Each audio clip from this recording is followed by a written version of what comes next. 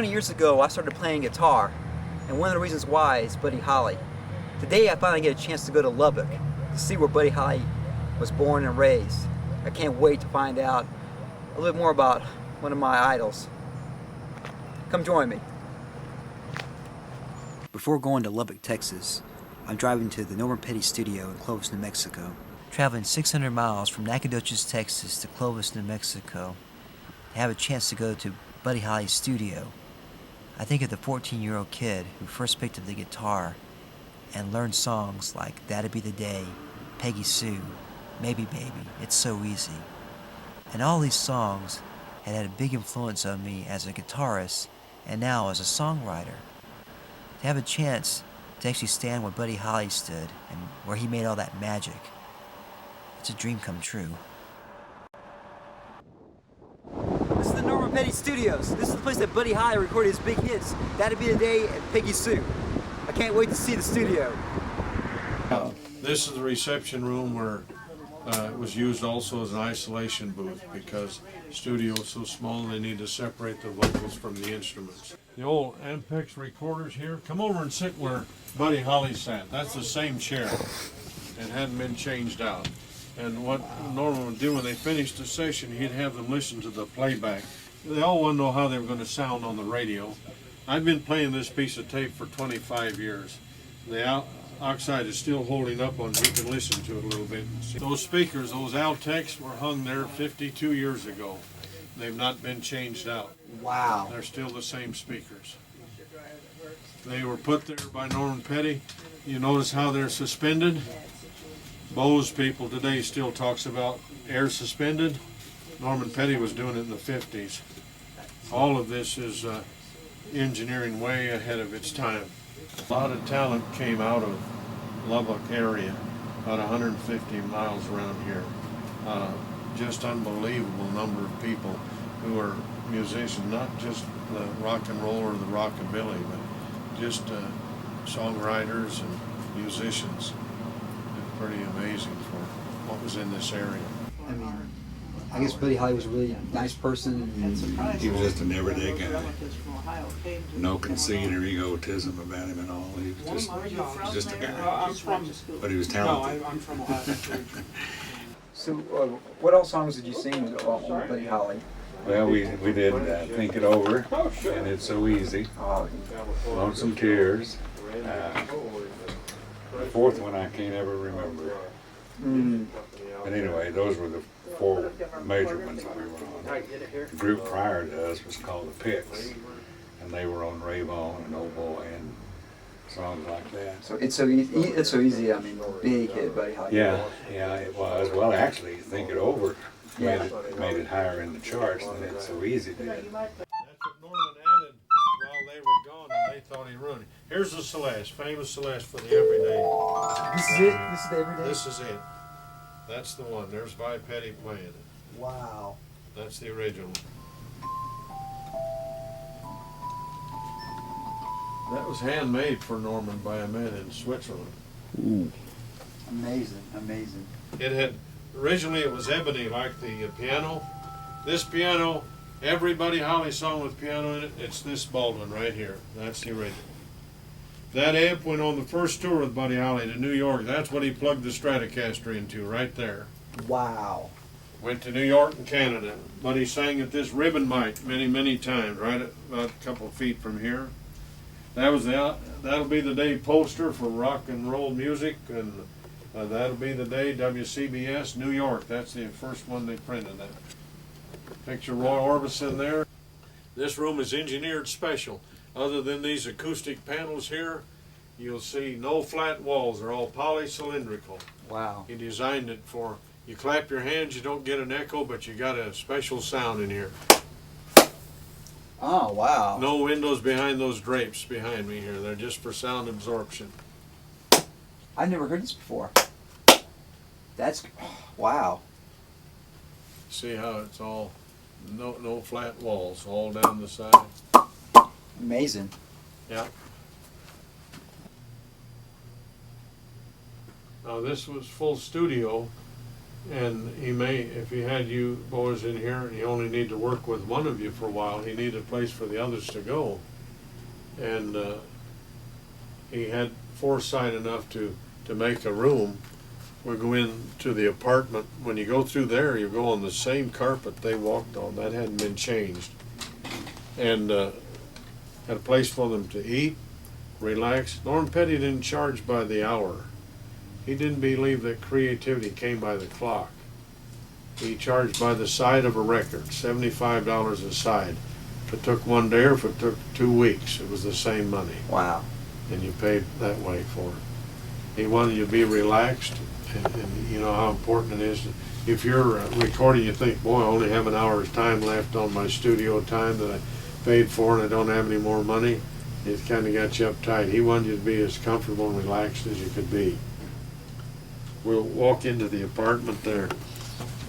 Turntable here, tape player in the other end of it.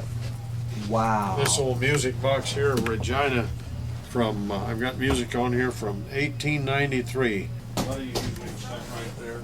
Wow. David, partner, Robert Linville, and I had made some popcorn. You can get a picture sitting there with a Buddy Holly cup in your hand if you like. You used to drink out of this cup right here. You sit there and have him shoot a picture of you. Yeah. You guys like cup coffee? Well, here we are in front of Buddy Holly's microphone they sang at. This is the glockenspiel that was played on every day. This is the piano that was played on every Buddy Holly tune that used the grand piano on. I mean, just amazing. The studio is amazing. So this is where the magic was happening for so many records here at the Norman Petty studio. Wow. Incredible.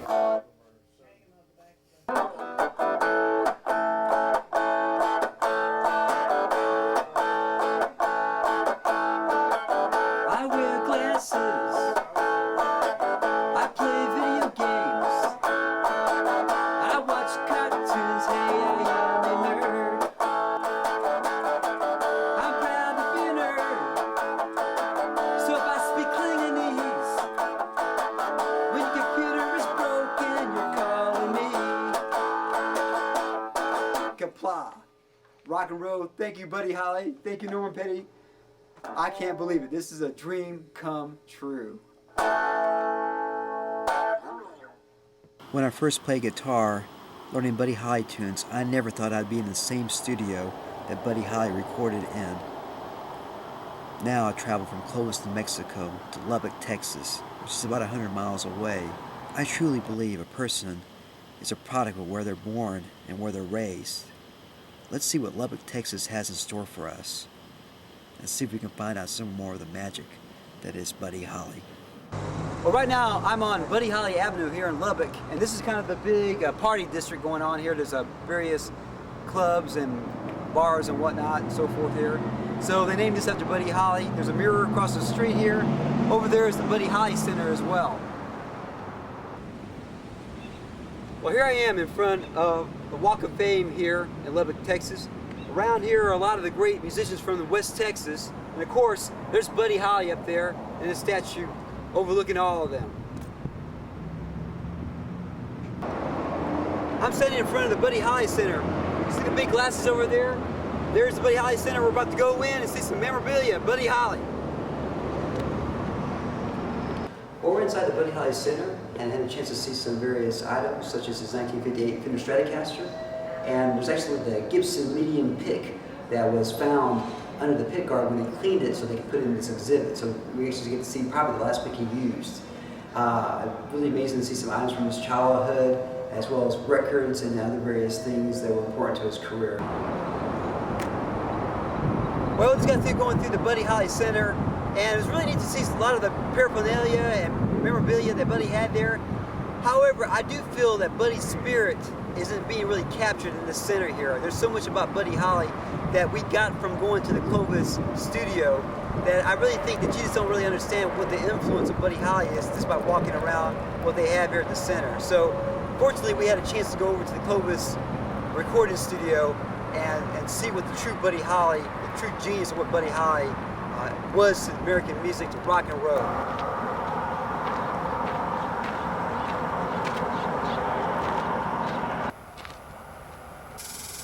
right here is the grave of Buddy Holly. And if you look at the headstone, you see that Holly is spelled Holley, which is the correct way you spell Buddy's last name. You can see that a lot of people have left glasses and picks and various other things, and that really makes me happy because it really proves to me how much people love Buddy Holly. Buddy Holly is definitely one of the pioneers of rock and roll, and without Buddy Holly, a lot of the music that we listen to today wouldn't be here. I love rock and roll. I truly believe rock and roll is the greatest music ever made. And I owe a lot of that to Buddy Holly. Holding this guitar here, being able to play guitar, I owe a lot to Buddy Holly as well.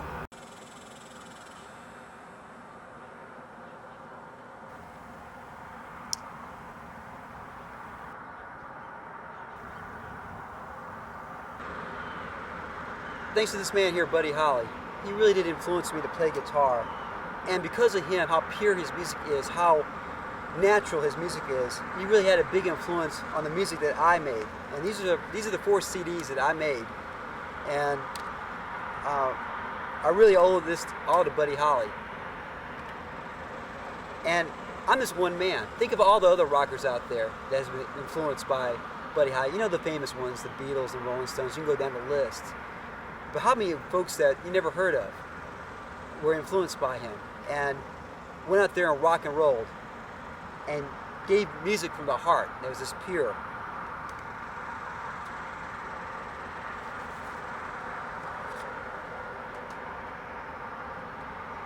Thanks, buddy.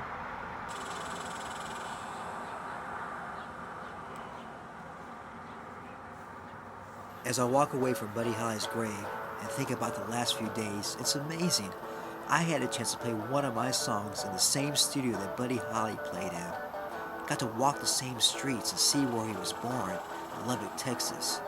Now I know a little bit more about my idol, the man who influenced me to play rock and roll music. Buddy, the music still rocks on. Thank you for this gift of rock and roll. 1, 2, 3, 4. Thank you